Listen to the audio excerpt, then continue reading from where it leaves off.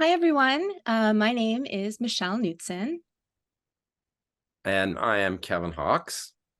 and we are the creators of Luigi, the spider who wanted to be a kitten. And it's our first time working together again since our first book, Library Lion. Kevin, do you want to tell us a little bit about your process of coming up with a spider that's appealing?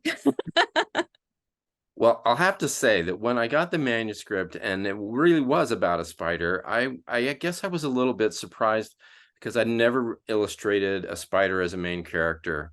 I have my own phobias about spiders, but my challenge, of course, as the illustrator, was to make this spider really likable and interesting. And it was a beautifully written story about a very likable spider who pretends to be a kitten. So that was my job. So I can't tell you that how many sketches we went through in the beginning, which was always part of the process. A lot of drawings, and all focused on Luigi. So here was, we weren't having a lot of conversation back and forth about it. I was just kind of playing around with ideas. I thought it was an interesting name as well, so I was just playing around with everything that was coming into my head. And after a long time, gradually the process worked us into this character, which you will be able to see. And I think he turned out very, very likable and really sort of a welcoming character. Yeah, I am also afraid of spiders. So it's very interesting that this is the book that we're working on. Um, and the way this story started actually was I was between apartments in New York City, and I was staying at a friend's place upstate, on my own. And it was in the country, and there was a really big spider that lived in the ceiling, and I would see it crawling around. Um, and I respect spiders. I appreciate spiders. I wish them well. I never kill them, but it was very uncomfortable for me to be in the house with this big spider. So I named him Luigi because naming a spider often makes me feel a little less scared. And we would have long conversations about how he should stay far away on the other side of the house, maybe go to a different house. And it worked out. He we didn't have any really terrible interactions, and I was able to survive my time in the country until I could come back to New York.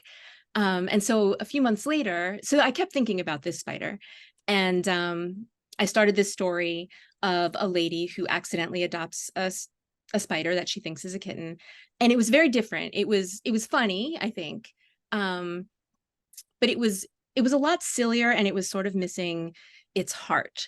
Um, and I kept playing with it and trying to figure out what was missing. And finally, I told it from Luigi's point of view, which I had not been doing. And that's when everything started to kind of come together. And then it became this story um, about someone really realizing how much they want and need love and friendship when they hadn't even realized that was the thing that was missing in their life. And so they kind of come together. Yeah, it's an amazing story. And when I read a story, of course, all my illustration instincts come into play and I start imagining things. So I'm sitting there, first of all, imagining this these two characters in this book, and one is tiny and the other is enormous compared. And so I have this big scale problem. So I'm thinking all the time about how am I going to show like the expression on this little spider and the expression on this, person who's gigantic. So that was a lot of fun actually to play around with the perspective. And then when I started thinking about the times when Luigi begins to think that they want to be a kitten, then I'm just really like, there's 8 legs. What do I do with 8 legs? And even I'm standing up in my studio going like, I'm using my arms and like, what could you do with your legs? Could I make, ears? Could I do this? Could I make a tail? And eventually we got something that worked out pretty well. Although I'll have to say, for those close observers of the book, that with 8 legs, I had like options of ears and a tail and 4 kitten legs. There is an additional leg in there sometimes, so you might be able to pick that out in the illustrations. I don't know if I solved that quite like I should have, but that's how it turned out, and it was really fun. I have to say, I could not. There are times when I'm really glad that I am not the illustrator because I had no idea how you were going to show him pretending to be a kitten. So when I first saw what you had done, I thought it was brilliant and so adorable and so just extra, like he's trying so hard, to come across as a kitten. Mhm. And it was just amazing and so cute, which is a lot for me to say, given how I feel about spiders. Well, I also had a lot of phobias about spiders, and I think that I had a hang up when I was illustrating the first part of the book, or in the very early stages with the legs. There was like these long sort of spidery, pokey, spiky little legs on spiders. And I've always like been really creeped out by the idea of a spider crawling on my arm until I visited a museum in Colorado, in Denver. It was a natural museum, and there was an exhibit there on spiders, and they had a tarantula, a live tarantula, which they were allowing people to handle. And I'd never done anything like that, but I decided to do that. So I let this tarantula crawl up my arm, and I was amazed. Like this tarantula, it felt like little Q-tips just kind of going up my arm. And so the more I thought about that tarantula, I actually started getting a vision of Luigi, and I thought, I have to go furrier. There has to be like a softness to this. It has to be a little bit more cuddly and not so spiky.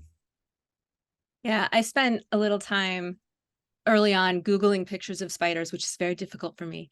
Because I wanted to make sure, like, is it even, I mean, it's an invented world, right? We don't have to be completely realistic, but I wanted to know, like, are there spiders that are a little softer to the touch, than like um your average, like long-legged, like creepy spider. So I spent a lot of time looking at spider pictures. And some of them are actually very soft and furry. And I think there's an Instagram thread somewhere that someone has started of little jumping spiders close up, because if you really zoom in on them, they actually look really cute and friendly. Um, I don't know. I'm not quite at the point where I want to look at those regularly, but it was good. It was good Yeah. research. This Yeah. might be a good therapeutic book for both of us. Yes. I love the premise of the story too, of just be yourself. I really like that idea. It's such a strong message. And even though I'm dealing with, yeah, I don't really know what it's like to be a spider or a kitten.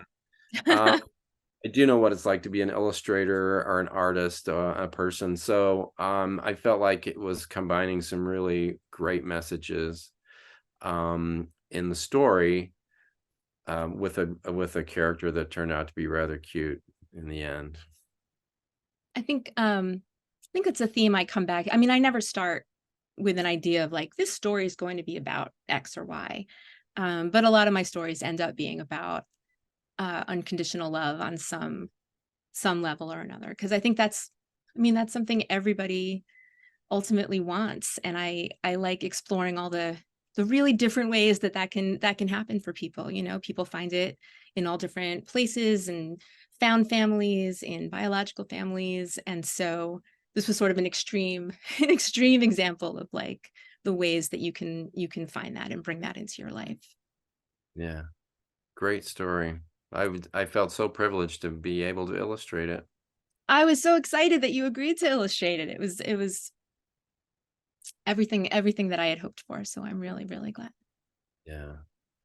I think that I first got wind maybe of this. I don't know if you remember this or not, that we were on a Zoom call a while back, and Mhm. it was with some folks in the UK. And you'd mentioned that you had a new project coming up. Was Luigi the new project? Yeah. Yeah. No, I do remember that conversation, and I may have mentioned it to my editor when we started talking about illustrators. Um, so I'm glad that that all worked out. Yeah. Yeah, me too. Every book has its kind of range of development, and sometimes as an illustrator, I get so much into the drawing and so much into the characters that I kind of forget what it's like to see it for the first time. Hmm. So what I love is getting the proofs, the mechanicals, or the proofs, and then reading it out loud for the first time to a young person. That to me Yeah. is like almost the beginning of the book again. It's like I'm starting fresh again. And I did that, and actually my adult son was visiting and did that with his son, and it was funny, and we laughed, and it was Oh, good. great. It was like a whole new experience. I'd been like so intense on making, this and that and all blah blah. I forgot. Oh yeah, this is a book. This is a really fun book. So it's a great reload. Oh, good. That's good. That's good to hear. I know we both spend, I mean, probably most of the people listening to this know that it takes a very long time and there's so much work and iterations and drafts and sketches, and we both spend a really long time in the story for so long. That yeah, it's hard to see it with those fresh eyes. That's a really good way to come at it. Well, Um, I don't know what else we should say. I hope everybody else comes to love this story and love Luigi as much as we do. I'm really excited for him to come crawl out into the world. can't wait to see the finished book.